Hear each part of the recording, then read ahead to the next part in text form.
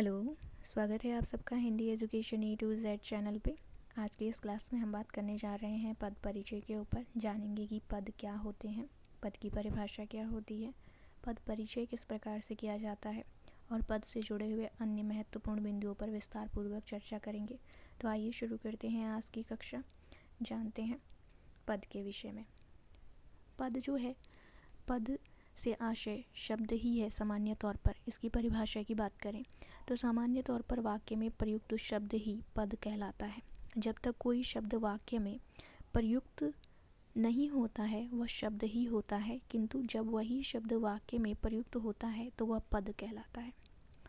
वाक्य में प्रयुक्त होने वाले शब्द संज्ञा, सर्वनाम, क्रिया विशेषण, संबंध बोधक, क्रिया विशेषण, समुच्चय बोधक, वस्म्यादि बोधक में से ही कोई ना कोई शब्द होते हैं। इसी बात को उदाहरण से समझते हैं।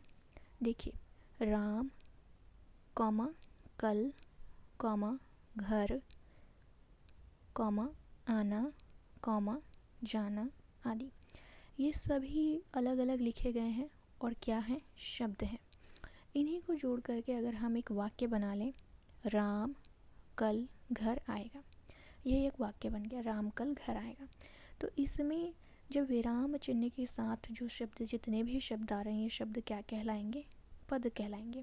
यानी कि स्वतंत्र रूप से जब तक शब्द लिखा रहता है वह शब्द होता है, लेकिन जैसे ही शब्द वाक्य में प्रयुक्त हो जाता है, पूर्ण विराम चिन्ह के अंतर्गत लिख दिया जाता है, व्याकरणिक नियम अनुसार लिख दिया जाता है, तो वे सभी शब्द क्या कहलाते हैं? पद कहलाते हैं।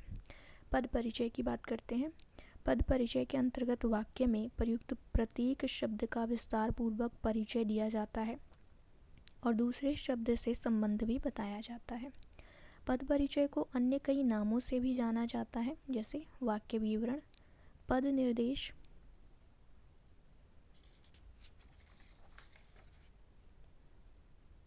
पद विन्यास, पदान्वय, पद विश्लेषण, पद निर्णय आदि।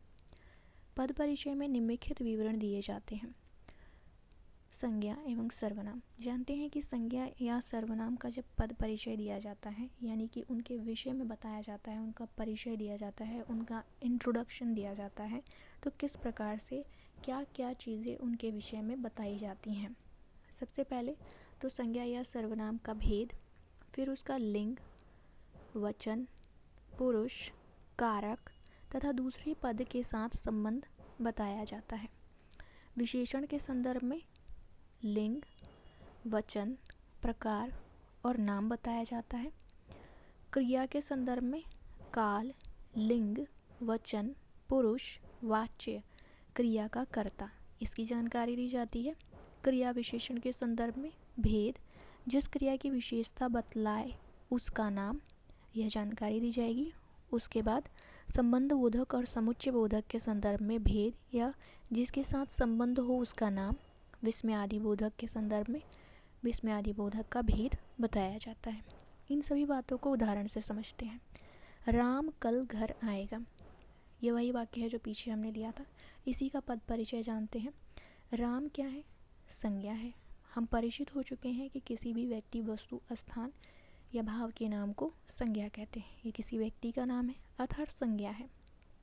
कल क्रिया विशेषण है, घर संज्ञा है, आएगा क्रिया है। राम के परिचय के संदर्भ में हमने जान लिया है कि चूंकि ये संज्ञा है तो हमें इसका किस प्रकार से परिचय देना है। किस प्रकार का संज्ञा है? सबसे पहले हम भेद पर विचारेंगे तो यह व्यक्तिवाचक संज्ञा है। इसका लिंग क्या है? तो यह पुल्लिंग है। एक वचन या बहुवचन में है? एक वचन में है। कर्ता कारक है, आएगा क्रिया का कर्ता है। दूसरा पद है कल, कालवाचक क्रिया विशेषण है। अव्यय, आएगा क्रिया की विशेषता बताता है। आगे देखते हैं जो बचे हुए पद हैं उनका परिचय। घर जातिवाचक संज्ञा है, पुल्लिंग है और एक वचन में है। आएगा जो पद है उसके विषय में जानते हैं। आना क्रिया है, अकर्मक क्रिया है, सामान्य भविष्यकाल एक वचन पुल्लिंग, अन्य पुरुष कर्तृवाच्य, इसका कर्ता राम है। पद के भेद की बात करें तो पद के 8 भेद होते हैं। पहला है संज्ञा पद, सर्वनाम पद, क्रियापद, उसके बाद विशेषण पद, फिर क्रिया विशेषण पद, फिर संबंध बोधक पद, फिर समुच्चय बोधक पद और अंत में है विस्मयादि बोधक पद। अब ये जो पद के भेद दिए गए हैं 8, इन सभी भेदों का हम परिचय देंगे, जिसकी जानकारी हमने पूर्व में ले ली है। किस प्रकार से संज्ञा का परिचय देना है, सर्वनाम, क्रिया, विशेषण, इन सभी का परिचय हमने पूर्व ही प्राप्त कर लिया है। इस प्रकार से पद से जुड़े हुए यह जो महत्वपूर्ण बिंदु है, आशा करती हूँ इसकी व्याख्यान आप लोगों के लिए लाभकारी रही होगी। अगर ये वीडियो आपको अपने लिए यूज़फुल लगा हो तो प्लीज़ वीडियो को लाइक, शेयर करें, चैनल को सब्सक्राइब करें, बेल आइकन को प्रेस करना बिल्कुल भी ना भूलें ताकि आपको नोटिफिकेशन मिलते रहें। मिलते हैं अगले वीडियो में, तब तक के लिए नमस्कार।